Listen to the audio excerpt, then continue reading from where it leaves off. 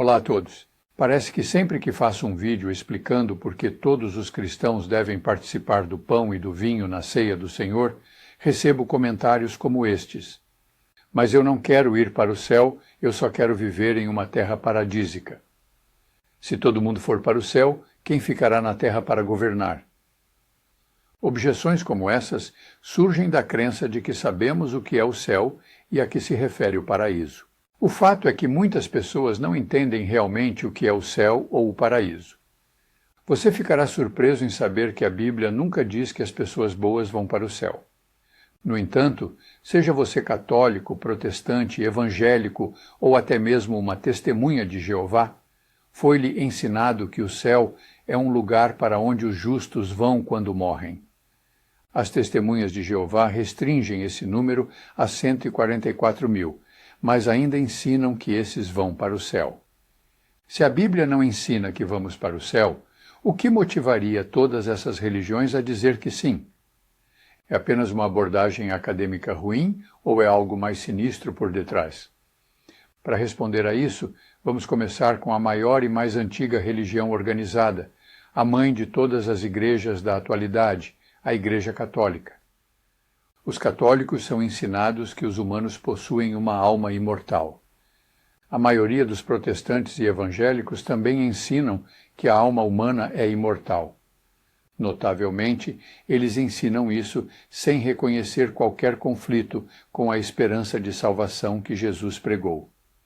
Mas a crença em uma alma imortal é uma afronta ao que Jesus prometeu quando falou de uma ressurreição para a vida em João 5:29. O mesmo se aplica quando ele prometeu isso a Marta, pouco antes de ressuscitar Lázaro. Jesus lhe disse: Eu sou a ressurreição e a vida. Quem exercer fé em mim, ainda que morra, voltará a viver. E todo aquele que vive e exerce fé em mim, não morrerá jamais. Você acredita nisso? João 11:25, 26. Marta respondeu: Não fale assim, meu senhor. É claro para todos que jamais morreremos. O senhor sabe muito bem que todos nós temos uma alma imortal. Se todos nós possuímos uma alma imortal, então nossa salvação não é sobre receber a vida eterna. Como almas imortais, já teríamos a vida eterna. Então, como as igrejas em geral contornam esse problema? Elas fazem a salvação ser sobre a localização. Você vai viver para sempre, mas a grande questão é: onde? Para mostrar como isso funciona, aqui está uma experiência que alguém compartilhou comigo de sua infância. Lembro-me de quando eu era criança e visitei uma igreja ortodoxa pela primeira vez. Na entrada havia uma pintura. No lado direito havia um belo paraíso onde as pessoas subiam com palavras como bom, honesto e generoso, escritas acima delas. Mas no lado esquerdo havia uma imagem aterrorizante do inferno, com demônios atormentando as pessoas rotuladas como ladrões, imorais, idólatras e mentirosos. Esta experiência mostra que, desde a infância, os crentes são doutrinados a acreditar que, se forem bons, irão para um lugar lindo chamado céu. Ser bom significa obedecer aos líderes da igreja e apoiá-los com dinheiro e trabalho. A outra alternativa é ser assado para sempre no inferno. Não há muita escolha neste caso, não é mesmo? É um golpe imobiliário. As igrejas estão vendendo propriedades espirituais que não existem. Será que as testemunhas de Jeová são diferentes? É verdade que elas não acreditam em uma alma imortal, mas isso as impediu de montar sua própria versão desse golpe imobiliário espiritual? As testemunhas de Jeová ainda aprendem que 144 mil justos vão para o céu. O restante, que chega a milhões, é chamado de outras ovelhas. Estas anseiam pela vida eterna em uma terra paradísica. Então, mesmo com as testemunhas de Jeová, a salvação ainda tem a ver com a localização. Suas publicações estão repletas de imagens atraentes da vida na Terra, onde os seguidores vivem em mansões, cercados por vistas pitorescas. Como essas fiéis testemunhas de Jeová serão as primeiras a entrar nesse novo mundo, elas poderão escolher os melhores lugares para viver. Lembro-me de estar no serviço de campo, passando por belas casas, e alguém no grupo dizer: essa é a casa que escolhi para mim no novo mundo. Já ouvi discursos no Salão do Reino durante o memorial, onde o orador passou a maior parte do tempo exaltando as coisas maravilhosas que teríamos e faríamos no novo mundo. Lamento ser eu a lhe dar esta notícia, mas você está sendo enganado. Eles estão agindo como agentes imobiliários, vendendo propriedades no céu ou na terra, com base na sua interpretação da Bíblia. É tudo uma questão de localização. Localização, localização, localização. É um golpe. Nos obedeça e também nos apoie, e você herdará a terra. Mas não qualquer terra, mas a nossa versão de terra paradísica. São homens carnais e materiais, consumidos por pensamentos carnais e materiais. O homem físico se apega às coisas físicas, às coisas que podem ser vistas e medidas pelos padrões humanos. Mas esse pensamento material se opõe ao espírito, que consegue ver além do mundo físico. Pensar e raciocinar com uma mente carnal leva a algumas conclusões absurdas. Veja, por exemplo, esta declaração de J. F. Rutherford em seu livro de 1928, Reconciliação. A constelação das 7 estrelas que formam as Pleiades parece ser o centro de coroação em torno do qual giram os sistemas conhecidos dos planetas, assim como os planetas do Sol, que obedecem ao Sol e viajam em suas respectivas órbitas.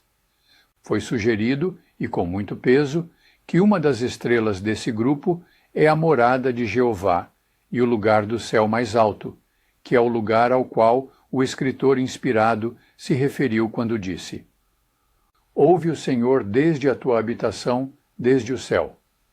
2 Crônicas 6:21. E que esse é o lugar ao qual Jó se referiu quando, sob inspiração, escreveu: você pode amarrar as lindas Pleiades, pode afrouxar as cordas do Órion. Jó 38:31. Reconciliação, página 14. Jeová tem um lar perto de uma estrela na constelação das Pleiades? Entendo. E imagino que ele tenha uma casa de veraneio perto de Alfa Centauri. Rutherford deveria ter lido sua Bíblia.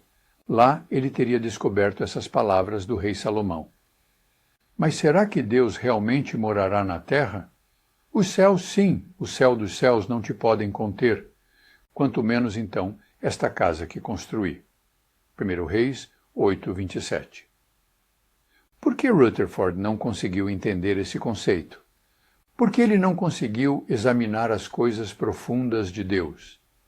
Paulo nos diz: mas como está escrito, o olho não viu e o ouvido não ouviu, e não percebeu as coisas que Deus preparou para aqueles que o amam. Mas Deus as revelou a nós pelo seu Espírito, porque o Espírito esquadrinha todas as coisas até as profundezas de Deus. 1 Coríntios 2, 9 e 10. Sem o Espírito de Deus, não podemos nem mesmo começar a entender essas coisas. No entanto, os líderes religiosos afirmam ter o Espírito de Deus. Então, por que ensinam coisas diferentes sobre a salvação? Além disso, como veremos daqui a pouco, as coisas que eles ensinam não condizem com o que as Escrituras revelam. O que isso mostra sobre esses homens? Paulo nos diz: delas também falamos, não com palavras ensinadas pela sabedoria humana, mas com palavras ensinadas pelo Espírito, interpretando verdades espirituais para os que são espirituais. Quem não tem o Espírito não aceita as coisas que vêm do Espírito de Deus, pois lhes são loucura, e não é capaz de entendê-las, porque elas são discernidas espiritualmente. Mas quem é espiritual discerne todas as coisas, e ele mesmo por ninguém é discernido. Pois, quem conheceu a mente do Senhor para que possa instruí-lo? Nós, porém, temos a mente de Cristo. 1 Coríntios 2, 13 a 16. Esses líderes religiosos são pessoas com pensamentos materialistas. As pessoas materialistas rejeitam as coisas espirituais porque não podem conhecê-las. Essas coisas devem ser examinadas espiritualmente. Quando as pessoas não têm o Espírito de Deus, elas confiam no raciocínio físico, mas não percebem que estão fazendo isso. Elas se enganam ao acreditar que estão sendo guiadas pelo Espírito Santo de Deus. Então, quando encontram pessoas verdadeiramente espirituais, elas as julgam mal, atribuindo más intenções a tudo o que dizem e fazem. Por quê? Porque a pessoa material não consegue discernir ou entender uma pessoa que raciocina espiritualmente. Mas lembre-se de que nós também já fomos pessoas de mente materialista, sem o Espírito de Deus. Paulo nos lembra desse fato para que não nos tornemos orgulhosos. Houve tempo em que nós também éramos insensatos e desobedientes. Vivíamos enganados e escravizados por toda espécie de paixões e prazeres. Vivíamos na maldade e na inveja, sendo detestáveis e odiando uns aos outros. Tito 3:3. Fomos insensatos, desobedientes e enganados por falsos líderes religiosos, mas agora despertamos para a verdade. Mas espere um pouco, será que estamos totalmente despertos? Deixe-me explicar da seguinte forma. Quando desperto de uma soneca à tarde, não fico totalmente acordado de imediato. Levo um tempinho para começar a clarear minha cabeça. O mesmo se aplica a um despertar espiritual. Nossas mentes foram obscurecidas por anos de doutrinação. A doutrinação religiosa faz com que aceitemos a definição de palavras e conceitos sem pensar duas vezes. Devemos estar cientes de que há preconceitos profundamente arraigados que precisamos buscar e eliminar. Ao examinarmos as Escrituras, devemos ser honestos e expor tudo abertamente. Então vamos começar com a palavra céu. Em que você pensa quando ouve a palavra céu? Você acha que se refere a uma localização? O corpo governante certamente acredita que é isso mesmo. Aceitar isso como um fato os levaram a fazer uma série de suposições falsas. Essas falsas suposições influenciaram até mesmo a maneira como traduziram a Bíblia. Veja, por exemplo, este único versículo da edição em inglês da tradução do Novo Mundo. Você os fez para serem um reino e sacerdotes para o nosso Deus, e eles devem governar como reis sobre a terra. Apocalipse 5:10. Portanto, com base na teologia das testemunhas de Jeová, se você for um filho ungido de Deus, irá para o céu para viver lá, e será um rei e um sacerdote governando do céu sobre a terra. Dá para entender por que algumas testemunhas de Jeová resistem à ideia de ir para o céu. Elas veem o céu como um lugar muito distante, para onde você vai e nunca mais retorna. Elas acreditam que o ungido governará do céu sobre a terra, porque é assim que interpretam esse versículo. Mas quem quer abandonar toda a família e os amigos e ir para o céu para nunca mais voltar? Com certeza isso não é muito atraente, não é? Observe que isso também cria um problema logístico. Como exatamente os ungidos vão atuar como sacerdotes para reconciliar bilhões de pessoas injustas que serão ressuscitadas na terra? Não seria necessário instrução presencial e prática para essas pessoas? Em vez de reavaliar a sua compreensão sobre o que realmente é o céu, o corpo governante aplica mal uma profecia de Isaías. Vejam, um rei reinará com retidão e príncipes governarão com justiça, e cada um deles será como abrigo contra o vento, como esconderijo contra o temporal, como correntes de água numa terra árida, como a sombra de um enorme rochedo num deserto. Isaías 32, 1, 2. O rei é, obviamente, Jesus Cristo, mas quem são os príncipes? De acordo com o site jw.org, eles serão os anciãos das testemunhas de Jeová. Dentre esses ressuscitados, ele designará príncipes em toda a terra. Sem dúvida, Cristo também designará outros dentre os fiéis anciãos de hoje para tomar a dianteira no novo mundo. A Sentinela 2014, 15 de fevereiro, página 12, parágrafo 17. Observe que Isaías menciona apenas um rei que governa, não vários. Mas ele menciona príncipes, e de acordo com a Sentinela, esses príncipes governarão a terra. Então, onde estão os reis de Apocalipse 5:10? O corpo governante diz com orgulho que eles serão esses reis. Toda a história de reis humanos foi marcada por mentiras ditas para as pessoas. O filósofo grego Platão disse: os governantes do Estado podem ter permissão para mentir para o bem do Estado. Então, para relembrar, como identificamos uma mentira? Procure em qualquer parte numa frase ou num ensino que contradiz uma verdade bíblica. Em qual mesa podemos confiar? Vamos confiar na mesa dos nossos futuros reis, o corpo governante. Olha só, você está vendo como isso funciona? Você foi condicionado a acreditar que os 144.000 são reis que governam do céu, não na terra.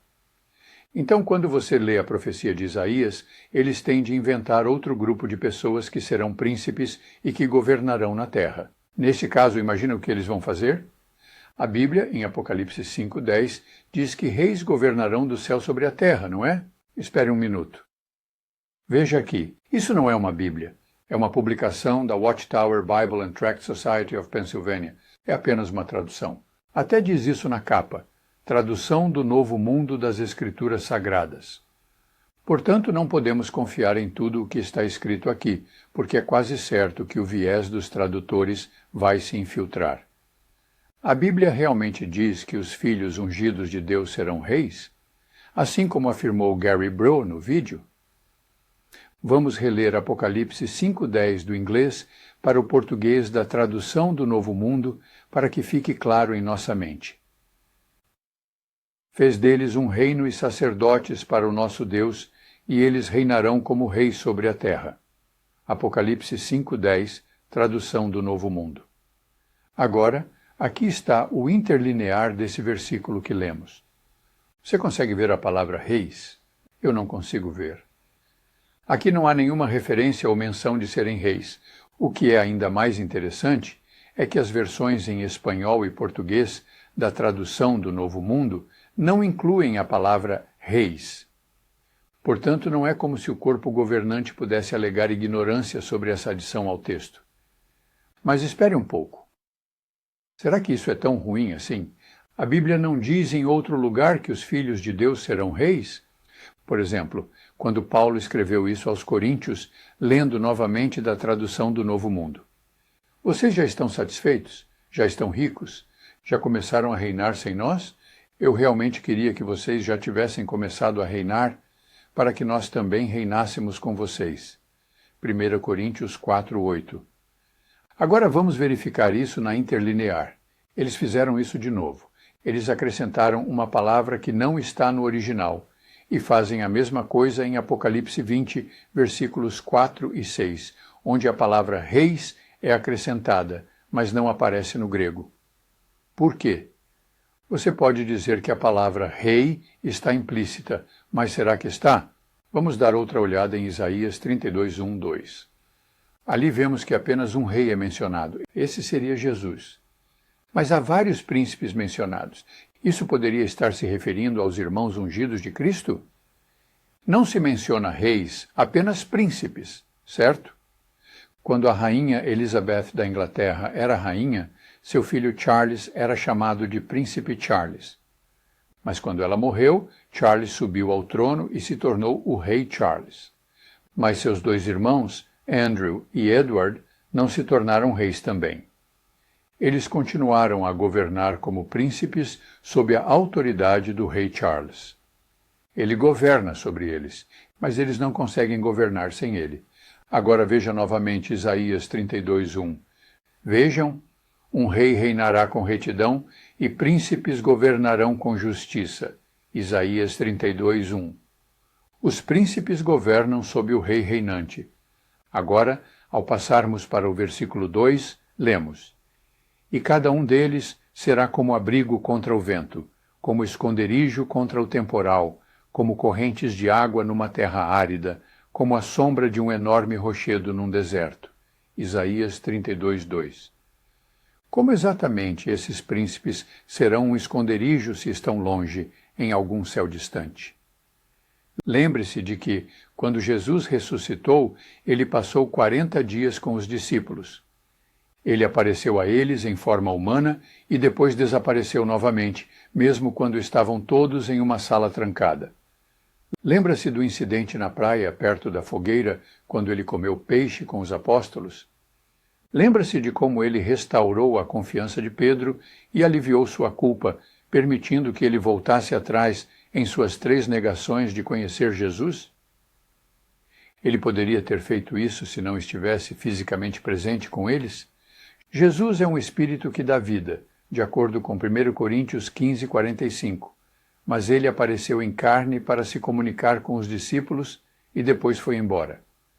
No entanto, antes de partir, ele designou seu escravo para alimentar seus domésticos. Por que isso? Porque ele não estaria mais presente entre seus discípulos para fazer isso. Mas Jesus prometeu voltar, e quando voltar, ele poderá novamente ministrar diretamente ao seu rebanho, mas terá outros para ajudá-lo. Esses outros são os príncipes que servirão de abrigo contra o vento e de esconderijo contra a tempestade. Eles serão como correntes de água em um país sem água. Vocês percebem como o viés do tradutor permitiu que o corpo governante pregasse uma falsa esperança? Mas a adição da palavra reis não é a única tradução enganosa em Apocalipse 5:10. Aqui está uma tradução diferente desse versículo. Vocês fizeram deles um reino e sacerdotes para o nosso Deus, e eles reinarão sobre a terra. Apocalipse 5:10, Bíblia Literal Bereana. A tradução do Novo Mundo usa a palavra sobre. Eles devem governar como reis sobre a terra. A palavra grega aqui é epi. A concordância exaustiva da NAS define epi como sobre ou em cima. Analisando as dezenas de traduções em inglês no site BibleHub.com, descobrimos que todas concordam que deve ser traduzido como na terra ou sobre a terra. Um avião pode voar sobre uma cidade, mas não voa na cidade. Se o céu é um lugar físico, então você não pode governar na terra e estar no céu ao mesmo tempo. Mas e se o céu não for um lugar físico, mas for algo completamente diferente? Se for assim, então outras partes da Bíblia começam a fazer sentido. Por exemplo, Apocalipse capítulo 21 nos diz: E vi um novo céu e uma nova terra, porque já o primeiro céu e a primeira terra passaram, e o mar já não existe. E eu, João, vi a santa cidade, a nova Jerusalém, que de Deus descia do céu, preparada como uma esposa adornada para o seu marido. E ouvi uma grande voz do céu que dizia: Eis aqui o tabernáculo de Deus está com os homens, pois com eles habitará, e eles serão o seu povo, e o mesmo Deus estará com eles, e será o seu Deus. E Deus limpará de seus olhos toda a lágrima. E não haverá mais morte, nem pranto, nem clamor, nem dor, porque já as primeiras coisas são passadas.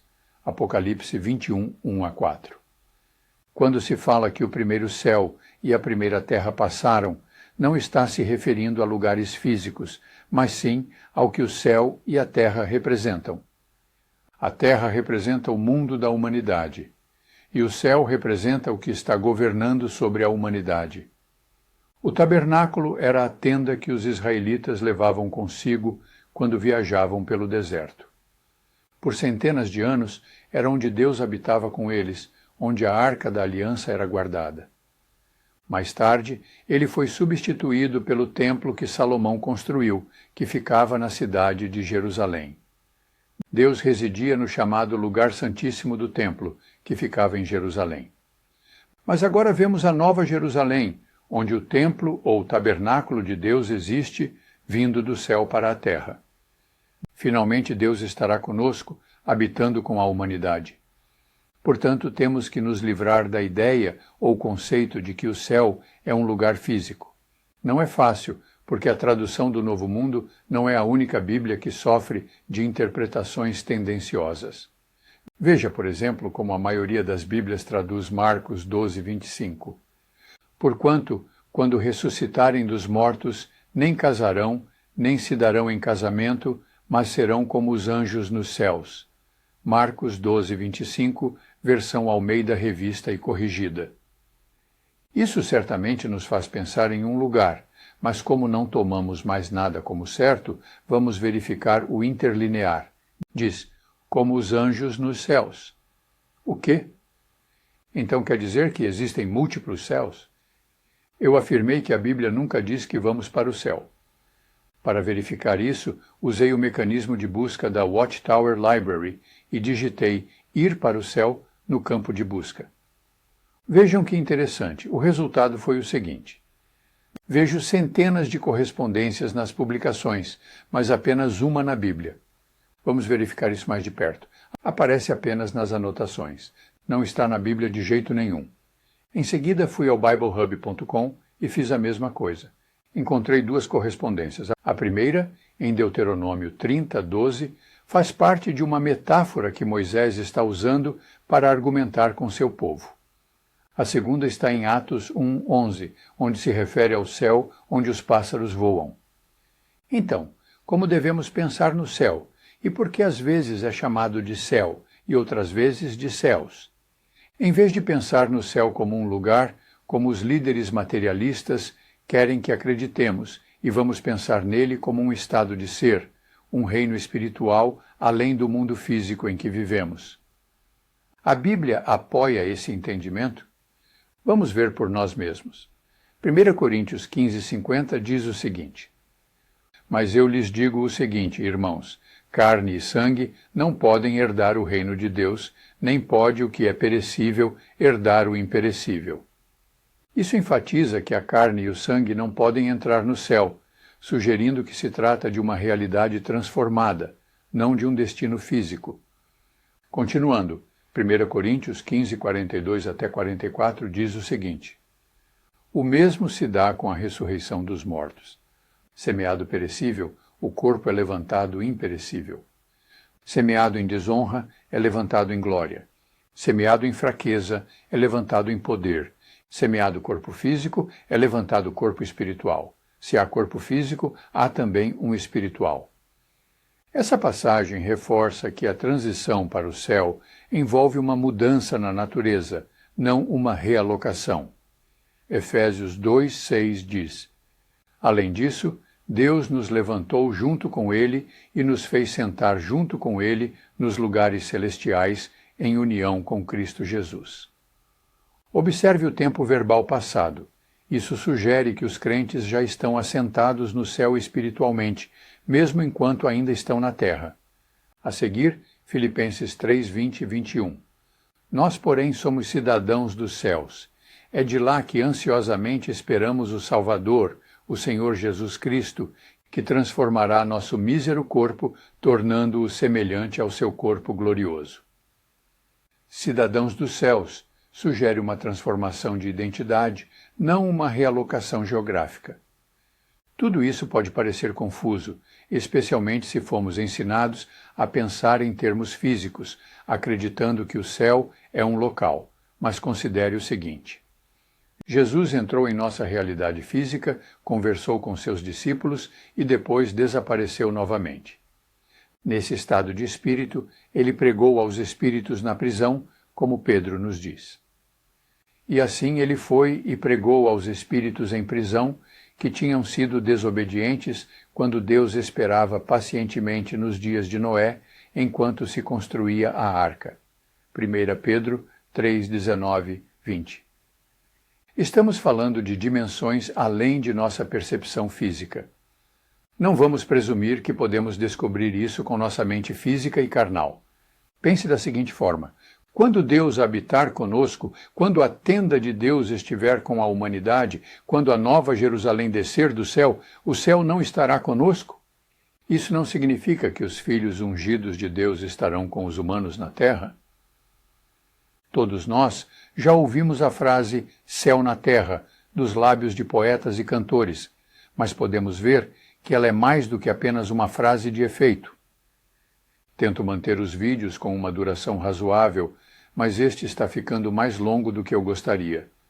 No entanto, ainda não abordei totalmente a questão do que o céu e os céus representam, muito menos o significado de paraíso. Talvez você esteja se perguntando sobre outros versículos que implicam um lugar no céu, como João 14:2, que diz: Na casa do meu pai há muitas moradas. Se não fosse assim, eu lhes teria dito, pois vou embora para preparar um lugar para vocês. João 14:2. Mas fique tranquilo, Vamos falar com mais detalhes sobre isso na parte 8b. Muito obrigado por assistir até o fim, agradeço sua atenção.